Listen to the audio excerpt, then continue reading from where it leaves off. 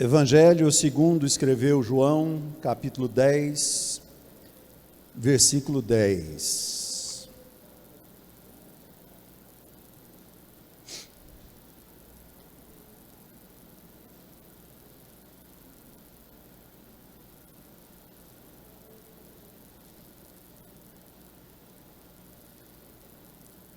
João 10, 10.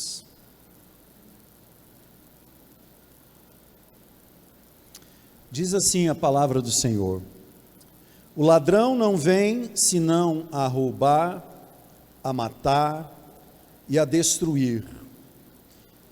Eu vim para que tenham vida e a tenham com abundância. Glória ao nome do Senhor. Essa é uma declaração do próprio Jesus. Inclusive, quero abrir um parêntese aqui. Na última quarta-feira, nós ministrando aqui, entramos no assunto da fé, que a fé precisa frutificar, não é? E eu falei que às vezes a gente cai em algumas ciladas, cita algumas frases como sendo versículo, e às vezes não são, não é? Tem muita frase que o pessoal diz aí que está na Bíblia, e não está. Não vou falar sobre isso agora, porque não é o foco da nossa mensagem. Deus abençoe, irmã Sônia, obrigado pela água. Mas eu citei um versículo, usando um momento da palavra, que a gente não basta ter fé, nossa fé precisa gerar frutos, a gente precisa ter testemunhos. E eu falei que tinha um versículo na Bíblia, depois eu fiquei meio em dúvida, eu falei, será que eu estou em dúvida? O Célio não soube na hora confirmar comigo ali, mas eu cheguei em casa e pesquisei, claro, o versículo existe, só que a última parte dele foi alguém acrescentou uma coisa ali para fazer uma rima, não é? Mas eu disse aqui que até os demônios creem, né? Mas a frase que o pessoal cita fala assim que o diabo crê que estremece, mas não obedece. Na realidade, Tiago, falando sobre fé e obras, ele fala assim: vocês creem que existe um Deus? Aí ele mesmo responde: fazes bem. Agora eu quero dizer para vocês que até mesmo os demônios creem que estremecem, não é? Aí o pessoal acrescenta, mas não obedece. Não tem problema acrescentar isso não está na Bíblia não, mas de fato o inimigo não obedece a Deus, né? A não ser que seja uma ordem restritiva, mas fazer a vontade de Deus espontaneamente, o inimigo não faz. Então está aí o versículo, eu disse que eu ia trazer para a igreja, né, para não ficar aquela dúvida pairando no ar. Existe esse versículo onde fala que os demônios também creem. A diferença é que a fé que eles têm em Deus não frutifica. Eles até tremem de medo de Deus, mas continuam fazendo o que demônio faz. E nós precisamos fazer o que crente faz, né? O que filho de Deus faz. Amém? Então, pegando esse gancho, o inimigo está aí para roubar, matar e destruir. É muito interessante se você começar a estudar a Bíblia e você pensar a respeito da vida humana. A vida humana, ela é tratada como uma construção, sempre. O homem foi criado como fruto de um trabalho, né? Se alguém fala, queria descobrir quem inventou trabalho, porque não sei o quê. Tá, quem inventou trabalho, eu falei que tem pouco tempo falando desse assunto. Quem inventou trabalho foi o próprio Deus. Jesus declara acerca de Deus: meu pai trabalha até hoje, e eu também. Então Deus, trabalhando, criou o universo, criou todas as coisas, criou o planeta Terra como um lar para o ser humano, criou o homem, plantou um jardim e ordenou ao homem que cultivasse aquele jardim antes do pecado. Antes do pecado, Adão foi colocado como guardador do jardim, para cultivar o jardim, para usufruir do jardim, o paraíso, né, como muita gente chama, o Éden.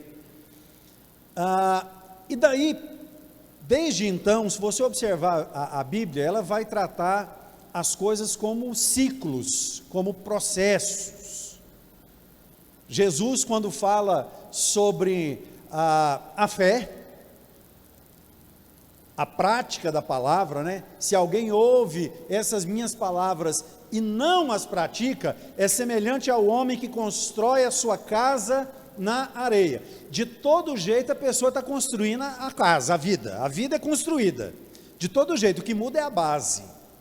Então quem ouve as palavras e não pratica, constrói sobre a areia.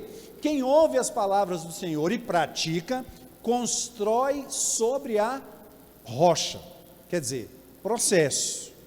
Quem já construiu, quem já participou de uma construção, quem já viu uma construção em andamento, sabe que tem as suas etapas. Fundação ali, você fura os tubulão, faz as vigas baldrame, depois levanta as outras vigas e vai enchendo de tijolinho, Claro, tem os pré-moldados da vida, tecnologia aí, tem um monte de jeito aí de construir, mas o convencional aqui do Brasil que a gente conhece é esse, né? Você faz ali o esqueleto da construção e vai enchendo com os tijolinhos, e é um processo. Jesus mais uma vez fala de um processo aqui, aliás de dois processos, um de desconstrução ou destruição, e o outro de construção, e nós estamos lidando com esses processos todos os dias da nossa vida, e ele diz então, o diabo não vem, senão a roubar, matar e destruir. São etapas. Roubar, matar e destruir. Não é incomum, não é raro você ouvir pessoas recitando esse versículo aqui e dizendo, o ladrão não vem senão a matar, roubar e destruir. Não, primeiro ele rouba, depois ele mata. É a ordem que está aqui mesmo. Primeiro ele rouba a alegria, né? Ele rouba o contentamento, ele rouba o ânimo, às vezes ele rouba mesmo oportunidades da nossa vida, a gente toma prejuízos nessa vida. Isso tudo faz parte do processo que o inimigo usa para tentar destruir a nossa vida.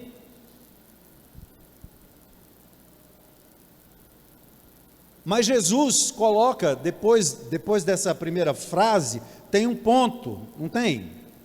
Olha lá. Aqui nessa versão tem um ponto e vírgula. Tem versões que tem um ponto depois do destruir, como sendo, um assunto está encerrado, né? O ladrão não vem senão a roubar, matar e destruir. Aí, isso é fato, é um assunto que está aí. O diabo está aí para isso, mas Jesus declara, eu vim para que tenham vida, e a tenham com abundância. A vida abundante, ela também é construída. Mesmo quem tem vida abundante, vai chegar um dia que você vai acordar e vai estar com um sentimento na alma, vai estar com um sentimento de angústia, e você começa a pensar, meu Deus, por que eu estou com essa angústia, por que eu estou com esse peso, parece que não aconteceu nada para eu estar sentindo isso. Não sei se alguém já passou por essa experiência, tem tempo que eu não passo por isso, mas já passei, e com certeza vou passar novamente. A gente é humano, a gente é carne, e esses são os momentos em que o inimigo nos procura para minar a nossa fé, para começar a roubar a nossa disposição, a nossa alegria, enfim. Mas a promessa de Cristo continua vigente. Ele declara sobre a minha vida e sobre a sua vida, eu vim para que tenham vida, e a tenham em abundância. Ainda que tenha dia que o vento sopre, ainda que tenha dia que a tempestade caia, ainda que às vezes o nosso barquinho balance com as ondas do mar da vida, mas a promessa de Jesus continua de pé. O inimigo ele é tão paciente no quesito intenção de destruir, que quando Jesus foi impelido ao deserto pelo próprio Espírito Santo, e ele foi jejuar, foi ter um momento ali com Deus, logo depois do batismo. A Bíblia diz que, tendo jejuado 40 dias, sentiu fome. Aí fala, aí Satanás apareceu para tentá-lo. Quando Satanás apareceu para tentar Jesus? Quando ele teve fome.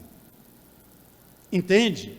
O inimigo fica, nós estamos vivendo a vida abundante do Senhor, e eu creio, e eu declaro sobre a sua vida, igreja, nós temos a vida abundante do Senhor.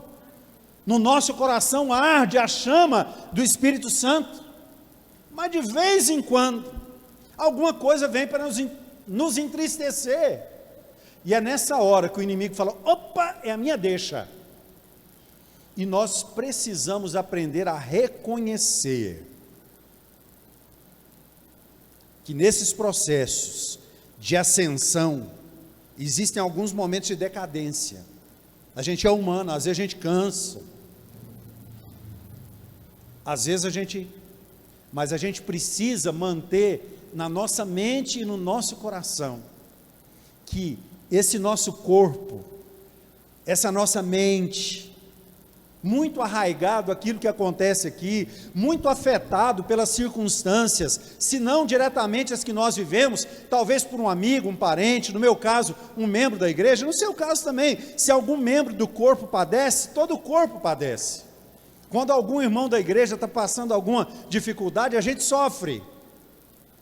Então, mesmo em plena vida abundante, às vezes, o inimigo nos encontra numa situação que ele tenta destruir aquilo que nós recebemos como herança do Senhor. É aí que nós precisamos estar firmes. A ceia serve muito bem para isso. Cada mês a gente está aqui em comunhão, ceando, nos fortalecendo, obedecendo ao Senhor. Irmãos, há algo espiritual na ceia. Nós não cremos na doutrina da transubstanciação. Não dá tempo de eu falar sobre isso, mas qualquer dia, numa quarta-feira dessa, eu falo sobre alguns dogmas e doutrinas que às vezes são diferentes do que a gente entende e interpreta, não é? A doutrina da transubstanciação, ou esse dogma, acredita que o pão se transforma no corpo de Cristo, e que o suco, a gente não toma vinho aqui na igreja, eu acho um absurdo, particularmente, eu também não bebo bebida alcoólica fora daqui, né? E o que a gente usa aqui é suco de uva. Eu conheço igrejas que usam vinho com álcool para ministrar a ceia. Irmãos, tem gente que vem para a igreja e que abandonou o alcoolismo. E quem é um ex, não é ex-viciado, eles falam viciado inativo, né? Fica aquele resquício. Tem gente que não pode sentir nem o cheiro que volta, irmãos. Agora a pessoa vai para a igreja cear e toma uma bebida com teor alcoólico, tendo se libertado do alcoolismo. Eu não concordo com isso, mas tá, isso é outro assunto. Então, a transubstanciação, essa doutrina, enfim, diz que o pão se transforma no corpo de Cristo, e que o cálice, o vinho se transforma no sangue de Cristo. Nós não cremos nisso, a Assembleia de Deus não crê nisso. Nós cremos que a virtude do corpo de Cristo, quando nós consagramos o pão, vai para aquele pão, a virtude. Assim também para o cálice. Então eu acredito nessa questão espiritual da ceia. E todas as vezes que nós estamos tristes, abatidos, cansados, nos sentindo, enfim, cada um tem o seu sentimento aí, cada um tem o seu momento, né? E a gente vem para a ceia do Senhor, depois de um momento de louvor como esse, os louvores que antecederam, e daqui a pouco a própria ministração da ceia, o nosso coração se revigora, se fortalece, se alegra, porque o Senhor, Ele cumpre a sua promessa e o seu mandamento sobre a nossa vida. Então, irmãos, esse processo de vida abundante tem também os momentos e que nós precisamos manter firmes a confissão da nossa promessa. Paulo declara, eu não vou falar, não vou me desviar do assunto que eu tenho aqui, eu vou concluir aqui em 5 minutos para a gente cear, mas o próprio Paulo declara, né? Não julgo que haja alcançado, ou seja, que já tenha conquistado tudo que eu preciso conquistar, que eu já tenha alcançado um patamar de santidade, que eu não venha a ter sofrimento na minha vida, mas ele diz assim: uma coisa eu faço, e é que, esquecendo-me das coisas que para trás ficam, e olhando para as que estão diante de mim, eu corro com perseverança para o prêmio da soberana vocação em Cristo Jesus. Então, lutas, a gente vai ter espinhos no caminho, irmãos, como existem, mas existe um alvo, existe um lugar para onde nós estamos indo, e nós precisamos manter os nossos olhos fitos no Senhor. Jesus veio com um propósito, ou para um propósito. João 3,14 diz: e como Moisés levantou a serpente no deserto, assim importa que o Filho do Homem seja levantado. Não sei se todo mundo conhece essa história. A nação de Israel pecou, não vou entrar em detalhes, e Deus mandou umas víboras venenosas, e elas começaram a picar o povo, e o povo morria em questão de minutos. E Moisés orou, Moisés clamou, e Deus falou assim: ó Moisés, então você vai pegar um pedaço de bronze, vai fazer uma serpente, e vai colocar essa serpente numa haste, e todo aquele que for picado por essa serpente, vai olhar para essa serpente na haste, e vai ser curado. Isso é um tipo de Cristo, isso é um antídoto, e é exatamente o que Cristo é, um antídoto para o pecado. As pessoas, o homem, todos pecaram, carecem da glória de Deus, mas Cristo foi pendurado no madeiro, como um antídoto para o pecado, para que nós pudéssemos, olhando para Ele, confessando o Seu nome, termos a nossa vida restaurada. Nós estamos aqui para relembrar isso. Não somos mais escravos do pecado, não somos mais escravos do inimigo. Hoje nós falamos um pouco aqui, o professor Silas ministrou na escola bíblica dominical, sobre graça, que a graça não é um salvo-conduto para pecar, não é uma liberdade que a gente tem para viver do jeito que a gente quiser, e eu sempre digo que o conceito de liberdade que o mundo tem, é um conceito deturpado. Eu já falei isso várias vezes, não sei se eu já falei aqui na igreja. Trabalhei em uma empresa muitos anos atrás, e encontrei com um colega meu anos depois, e ele falou assim: quer dizer que agora você é obreiro, quase pastor? Eu falei: pela graça de Deus, tal. Eu falei: rapaz, como é que você aguenta essa vida de prisão? Eu sou livre, rapaz, termino meu expediente, eu vou para o boteco, eu tomo uma, tomo duas, tal, não sei o que tem, eu sou livre para fazer o que eu quiser. Eu falei: não, pera lá, eu acho que você está com um conceito errado de liberdade. Termino o expediente, eu sou livre para não beber. E se eu não beber, eu não começo a tremer, eu não chego em casa chutando as coisas, xingando a mulher, chutando o cachorro. Não, eu chego em paz no meu coração, eu não preciso de nada que mude, a minha consciência, que altere o meu estado mental, para que eu encare a vida. Não, a vida para mim não é um fardo, a vida para mim é uma alegria, porque Jesus mora no meu coração. Então liberdade é você ser livre para não praticar aquilo que não presta. Jesus veio para nos libertar disso. E por último, a abundância de vida se mede pelo relacionamento que temos com o Senhor. Salmo 16, versículo 11. Eu não preciso nem comentar esse versículo. Vamos ler na versão que... Tem como você mudar a versão de onde você está, Sara? Então põe na versão que o Célio gosta aí, na nova versão transformadora. Vamos ver o que nos reserva a versão que ele gosta aí.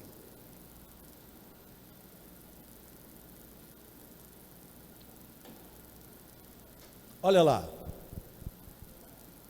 ela ainda não pôs na nova versão transformadora, mas vai chegar agorinha.